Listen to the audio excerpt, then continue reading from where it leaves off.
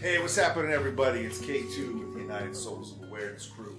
We're here. We're going to do a deep dive now into episode number 2. I hope you all caught that dropping on Thursday, early Thursday morning last week. This is the episode where we went from Hollywood out to Pasadena, out to where Cam lives. It was kind of the last family member before we embarked out on the great unknown and kind of had no more family for quite a little bit. You know, we were getting ready to start walking up into the mountains after that point.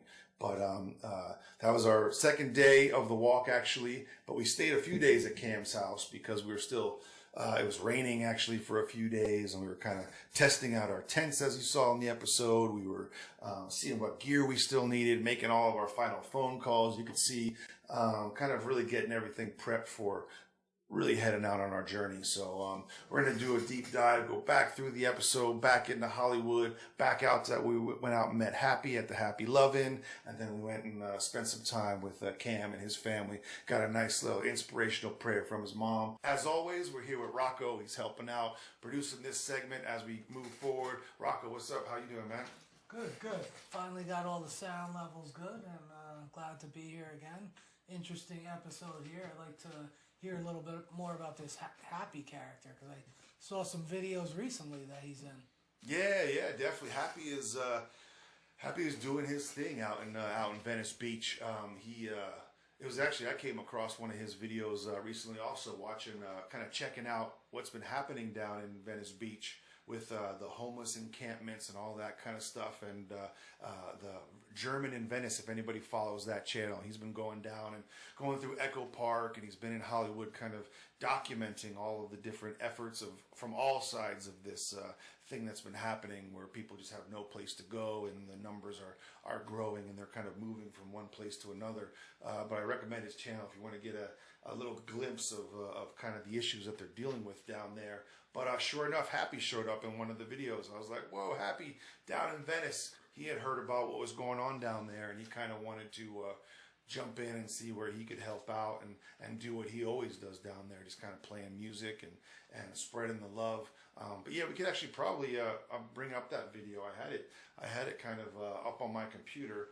Let's see if you can bring up my computer. We can check out one of this videos. I'll show you some clips. Welcome to Venice Beach, California on the boardwalk, and today we're going to talk to Happy. He's happy and he knows it.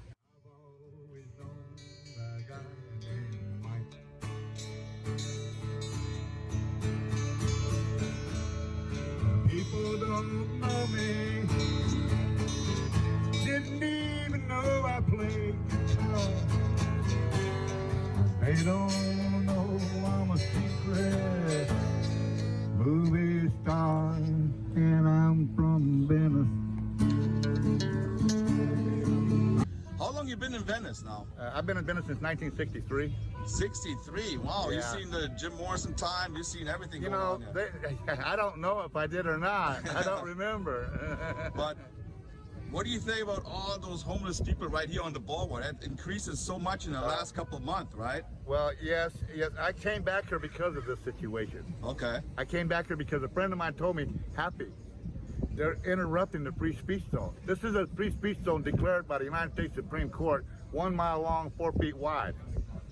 Okay? This is a free speech zone. These people camping here is not what they're here for. They should be able to camp somewhere else. Yeah. Not here on this beach, because this is interfering with the artist's work and stuff like that, because there's people that come here and make a living off of this. I have friends that can't do anything here because of situations like this guy over here who's got all this trash. He's bringing more and more to the beach. He had a car with all this stuff on the beach. You know, he got moved off of Pacific, now he's moved over here, and he just brings more and more trash here. Why is he doing that? That's illegal. That's illegal. He's dumping there. That's what that is. That's a dump ground. So You know, they generalize all the homeless people. Like, you're here just to make a living on the boardwalk. You're a performer, you sing. Yes, I also make jewelry, but I can't do that because they outlawed me, and now I done bought me an 18-foot motorhome. I have it in storage right now. I got it gutted out, and I've got all the tools and everything ready for me to make jewelry again. I'm a lapidary, metalsmith, silversmith, goldsmith. Wow. And I make jewelry, and I've been doing that. Pretty much came out with us all the way out to Vegas for the whole first section of the walk. Him and his family, Joy and Life, they came out and visited us and supported us in their bus. So we'll see a lot more Happy, but that's where Happy's at now. As of like the last couple weeks, he's out there trying to help get through the storm down in Venice and help the people find out what they need to do. And he's still trying to be down there performing. And so much love to Happy. Stay strong out there. We're sending our support from out this way. I'm not sure how this situation is going to pan out, but we're just keeping an eye on it and seeing what else is going to happen. But that's something that I spoke about a little bit last week, when we were kind of in the Google Earth segment about that whole free speech zone that Happy was talking about in that video. That's like a 20-minute long video, but go check out. You can go to the link up over here. We'll put something so you can kind of see that video and see a little bit more about what's going on in Venice. But Happy was a friend of mine from a long time. When I first got out to Hollywood, I had just left my college, Tyler School of Art, and I was a metalsmith, sculpting with metal, doing all kinds of stuff like that, jewelry. And when I met Happy on Hollywood Boulevard, he had a little jewelry stand. He was cutting stones, like a silversmithing setup, and we kind of both bonded over making rings and pendants and that kind of stuff. And he actually needed help with something, so we went back up to my apartment and became friends. And from that point on, just were making all kinds of plans and projects together. So I was actually really happy to see Happy show up in a video, and I'm happy to also share more of Happy throughout. So. But yeah, Happy did this annual Love-In gathering every year, first weekend in April, the first Sunday in April, for many years, and people would gather and come from all over California and go to Griffth Park to Happy's little spot and play music and have a big picnic all day. And that's where it just happened to be on our second day, where Hollywood and we're off to next was the Happy's Love-In. So good friend, musician, artist, writer. He's always doing all kinds of different stuff. So very inspiring character right there. And it was so great when we got to the Love-In. All of our friends and family was there. My family was there. Jordan's family was there. It was kind of, we had a whole picnic. We played some music. It was a nice, relaxing, kind of chilled out afternoon after walking for the whole first half of the day. We hung out there till about the evening time. And we went to Kams House in Eagle Rock. And that's kind of where we hung out for the next few days and did our final preparations, went over all our checklists, made sure we had everything to kind of really go out there, because like I said before, this was kind of our last family stop before we got out into the unknown, where we didn't really have a lot of family places to stop off, and we were going to start, even the next day was like our first off the side of the road renegade camping in Eaton Canyon that you'll see on the next video as we kind of walk our way up to Lake Arrowhead. But yeah, we were really wondering how that second day was going to feel, especially after that rough first day coming from getting up to Hollywood from Venice Beach. I know we were all feeling it. We were all feeling sore, but we were just so kind of alive and excited to just keep it moving and walk through the pain and just keep on going. And it was just one of those things. We just kind of little by little just worked through the different issues we had until we kind of got a nice solid rhythm of walking going. But definitely it was a lot for, I think Cam was starting to feel pains in his knees, and Jordan was having problems in his shoes, and it was, we were really starting to, feel what it was going to feel like for the extended journey, or how it was at least going to start off anyway. Yeah, I had a couple questions as I'm watching the walk. I noticed in the first episode that you guys didn't really have large backpacks, as I would assume that you would need to do a walk of this nature. And then when you got into episode 2, I saw that you did have some type of vehicle, some kind of big van. You were loading up some bags and stuff. Can you tell me a little bit more about how that van played a role in this whole walk? That was the mothership. That was our production vehicle that we had gotten, actually kind of blessed with that vehicle right before we were about to go on the walk by Jordan's mom, Mama Rita. She hooked us up with that van as a gift, and probably because she just wanted us to be safe out there. Was wondering how we were going to survive. So much love to Jordan's mom for hooking us up with that. We made that the mothership, and that's where it was basically kind of our safety vehicle. The vehicle will basically go way up ahead, go up into a town. The idea was to find local radio stations, find the open mics, see what was going on in town, find us a campsite, depending on what we're going to be doing for the rest of the day. But they would just kind of be within 5 to 10 miles of us, just so that if we needed anything, the mothership could come, and help us, and, you know, whether we needed water, whether someone got hurt. You know, we had one of the most popular walkers of us all that we haven't really talked about yet is Skell, our dog, the Australian cattle dog that walked with us all the way across. You know, that was another thing. We wanted to make sure she was safe and had, you know, the proper necessities, that she would be taken care of no matter what. And like I said, most of the people that would come that would stop on the side of the road, they would offer the dog food. Like, oh, we saw, you know, we're worried about the dog and wanted to give the dog food or dog water or something like that. Or she was probably the most popular member of us when we were walking around, especially as we went and did presentations, because we would go into schools and talk with kids as we would walk from town to town. And always Skell was kind of like the biggest superstar of all of us.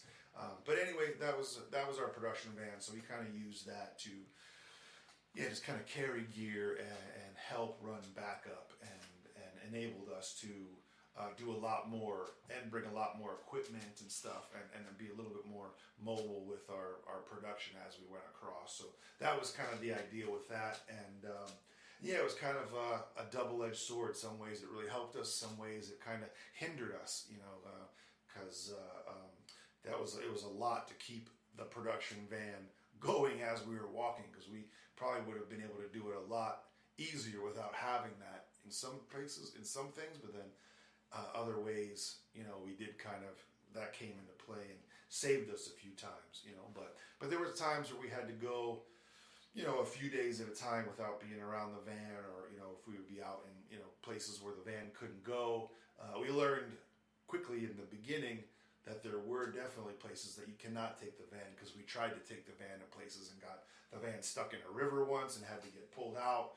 A couple different things where we got that van into some crazy situations over the year, and I'm surprised that it made it all the way across, and it drove us all the way back. So that van was a beast of a vehicle that really gave us some adventuring. But it really it was a great thing, and helped us really, you know, we did a lot of, we were able to just show up and set up instruments and set up a little amp or set up a little presentation, because we were showing photos and slideshows and movies from our walk. We had a little projector hooked up to our laptop so we could show off different views. We had a lot of DVDs and movies that we were sharing with people as we went across, and information, because a lot of this was about talking to people and finding out what people are thinking about, sharing information about you know, what's going on in the world, which also is its own whole other conversation. It's so interesting of the things that were happening around that time, the things that are still going on to this day, still talking about the same kind of video content, the same type of stuff that we were sharing then and sharing now in different ways and different forms. But yeah, it really worked out good to kind of have a little bit of a mobile home base to work out of, because we were you know, hustling our way across. You know, we were making t-shirts, making products, making things to try to sell out and give stuff. We were trying to run a little internet network, so it did help us along the way. So yeah, let's do the deep dive. Episode 2, we're back at the boxes. This is where we start. This is kind of where we left off last week. The Brevoort Hotel in Hollywood. Really great place. You can see Los Angeles off there in the distance, downtown LA. You know, we're kind of in the heart of Hollywood. We lived right on Vine Street. Let's see if you can see where the Hollywood sign would be. It's kind of off in the distance. Right up here is the Hollywood sign. Capitol Records. Let's see, go to Hollywood and Vine. But yeah, so that was kind of, as you saw in the video, we were kind of getting everything ready, getting everything packed into the mothership. It was kind of our last day in Hollywood. From this point on, I was leaving my apartment, leaving my keys, saying goodbye to, you know, all my friends from in that building. So that was pretty much my end, you know, my end at that place in Hollywood. And like I said, from this point, it was pretty much straight out to Happy's Lovin'. And that brought us right into Griffith Park, where we kind of, you can kind of see us walking up this hill coming in from here in the video, where we kind of met up with friends and family. This is something that Happy does every single year, the first weekend in April, and so it was a perfect place to have all of our friends and family meet, give us our final send-off before we kind of went out into the unknown. Griffth Park is a spot we always go out for picnics and go hang out. So again, a perfect place for the love-in, to do our final prep as we head out to Kams House the next day, which was kind of out in Eagle Rock. So this is where we basically walked for the nighttime then. This was kind of the gateway basically to Pasadena, where the next episode starts, Pasadena out to Lake Arrowhead.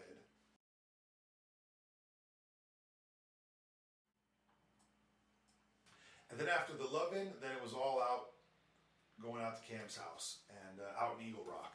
And that was a perfect spot where it was actually raining for 3 days when we got there. So we ended up just kind of hanging tight and just kind of going over all of our last minute preparations. It was good because it rained and we got to see which one of our tents could actually, as you see in the video, we had a little quality control testing thing with our tents to see whose tent could survive the different elements, this one being rain, and each one of them had different levels of success.